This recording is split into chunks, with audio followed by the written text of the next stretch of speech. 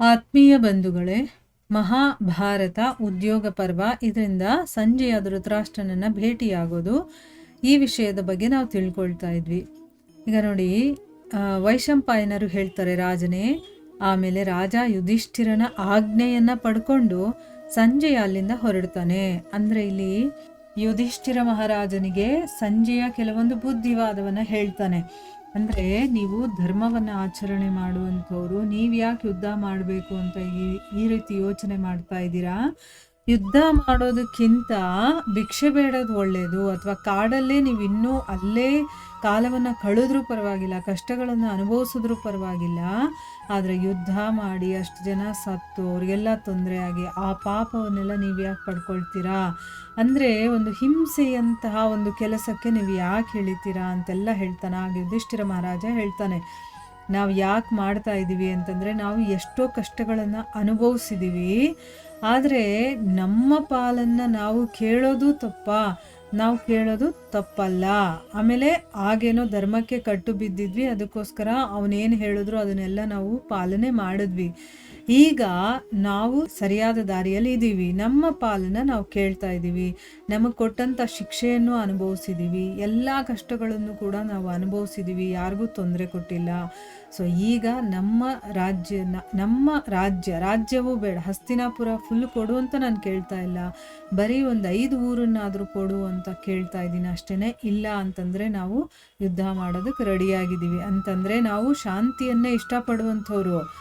ಈಗ ಇಷ್ಟೆಲ್ಲ ಮಾಡಿದ್ರೂ ಕೂಡ ನಾವು ಕ್ಷಮಿಸಿ ಒಂದು 5 ಊರಾದರೂ ನಮಗೆ ಕೊಟ್ಟರೆ ನಾವು ನಮ್ಮ ಪಾಡಿಗೆ ಇರ್ತೀವಿ, ನಾವು ಯುದ್ಧ ಮಾಡೋದಕ್ಕೆ ಬರೋದಿಲ್ಲ ಅಂತೆಲ್ಲ ಹೇಳಿ ಅವನಿಗೆ ಕೆಲವೊಂದು ಮಾತುಗಳನ್ನು ಹೇಳ್ತಾನೆ. ಅಲ್ಲಿ ಎಲ್ಲರೂ ಚೆನ್ನಾಗಿದ್ದಾರೆ ಅಂತ ನನ್ನ ಕಡೆಯಿಂದ ನೀನು ಯೋಗಕ್ಷೇಮವನ್ನು ವಿಚಾರಿಸ್ಕೊ, ಧೃತರಾಷ್ಟ್ರ ಮಹಾರಾಜನಿಗೆ ಏನು ಹೇಳಬೇಕು ಅಂತ ಕೆಲವೊಂದು ಸಂದೇಶಗಳನ್ನು ಕೂಡ ಕೊಟ್ಟು ಕಳಿಸ್ತಾನೆ.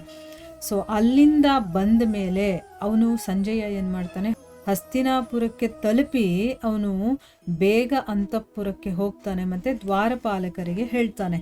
ಏನು ಹೇಳ್ತಾನೆ ಅಂತಂದರೆ, ದ್ವಾರಪಾಲಕನೇ, ನೀನು ರಾಜ ಧೃತರಾಷ್ಟ್ರನಿಗೆ ಹೋಗಿ ನಾನು ಬಂದಿರುವಂತಹ ಸೂಚನೆಯನ್ನು ಕೊಡು, ನನಗೆ ಅವರ ಹತ್ರ ಬಹಳ ಅವಶ್ಯಕವಾದಂಥ ಒಂದು ಕೆಲಸ ಇದೆ ಅಂತಂದ್ಬಿಟ್ಟು ಹೇಳ್ತಾನೆ. ಅದಕ್ಕೆ ದ್ವಾರಪಾಲಕ ಏನು ಮಾಡ್ತಾನೆ, ಹೋಗಿ ಅವನು ರಾಜನಿಗೆ ಅದೇ ರೀತಿ ಹೇಳ್ತಾನೆ. ಏನು, ರಾಜನೇ ಪ್ರಣಾಮಗಳು. ಯಾಕಂದರೆ ರಾಜನಿಗೆ ಪ್ರತಿಯೊಂದು ಸರಿ ಹೋದಾಗಲೂ ಅವನಿಗೆ ಗೌರವ ಕೊಡಬೇಕು ಸೇವಕರು. ಸೊ ಅಲ್ಲಿ ಪ್ರಣಾಮಗಳನ್ನು ಮಾಡ್ತಾನೆ. ಮತ್ತು ಸಂಜೆಯ ನಿಮ್ಮನ್ನು ಭೇಟಿ ಮಾಡೋದಕ್ಕೋಸ್ಕರ ಬಾಗಿಲಲ್ಲಿ ದ್ವಾರದಲ್ಲಿ ನಿಂತಿದ್ದಾರೆ. ಪಾಂಡವರ ಹತ್ರ ಹೋಗಿದ್ರಲ್ಲ, ಅಲ್ಲಿಂದ ವಾಪಸ್ ಬಂದಿದ್ದಾರೆ.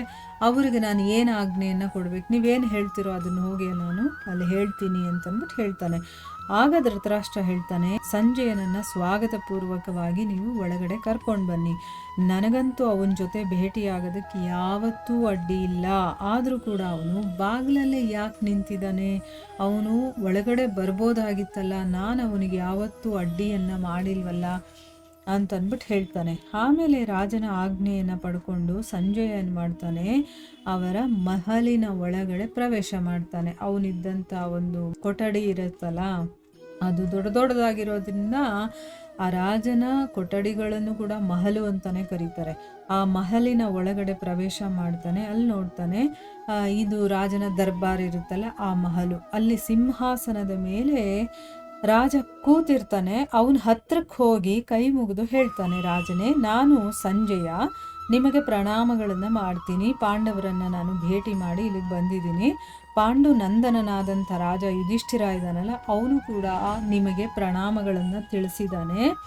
ಮತ್ತು ಯೋಗಕ್ಷೇಮವನ್ನು ಕೂಡ ಕೇಳ್ಕೊಂಡಿದ್ದಾನೆ. ಹೇಗಿದ್ದಾರೆ ಮಹಾರಾಜರು ಅಂತೆಲ್ಲ ಅವನು ತಮ್ಮ ಕ್ಷೇಮ ಸಮಾಚಾರವನ್ನು ಕೇಳಿ ತಿಳ್ಕೊಂಡಿದ್ದಾನೆ.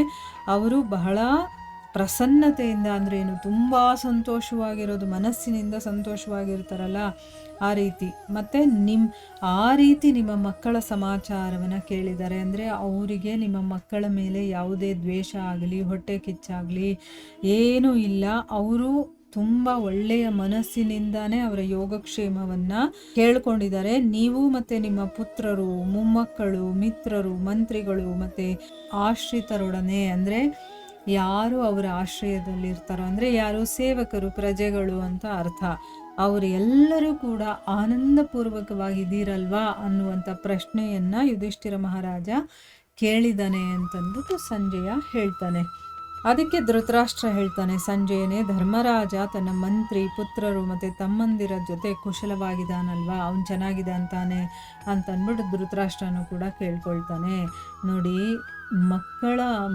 ಮಕ್ಕಳ ಮೇಲೆ ವ್ಯಾಮೋಹ, ಅದರಲ್ಲೂ ದುರ್ಯೋಧನ ಅಂತಂದರೆ ಬಹಳ ಇಷ್ಟ ಧೃತರಾಷ್ಟ್ರನಿಗೆ. ಆ ಮಗನ ವ್ಯಾಮೋಹದ ಕಾರಣದಿಂದ ಅವನಲ್ಲಿ ಒಳ್ಳೆತನ ಇದ್ದರೂ ಕೂಡ ಅದು ಹೊರಗಡೆ ಬರೋದಿಲ್ಲ. ಬರೀ ಮೋಹಕ್ಕೆ ಒಳಗಾಗಿ ಅವನಲ್ಲಿದ್ದಂಥ ಒಳ್ಳೆಯ ಗುಣಗಳೆಲ್ಲ ಒಳಗಡೆನೇ ಇದ್ಬಿಟ್ಟು ಬರೀ ಕೆಟ್ಟ ಗುಣಗಳು, ಈಗ ತನ್ನ ತಮ್ಮನ ಮಕ್ಕಳನ್ನೇ ದ್ವೇಷ ಮಾಡುವಂಥ ಒಂದು ಸ್ಥಿತಿಗೆ ಬಂದಿದ್ದಾನೆ.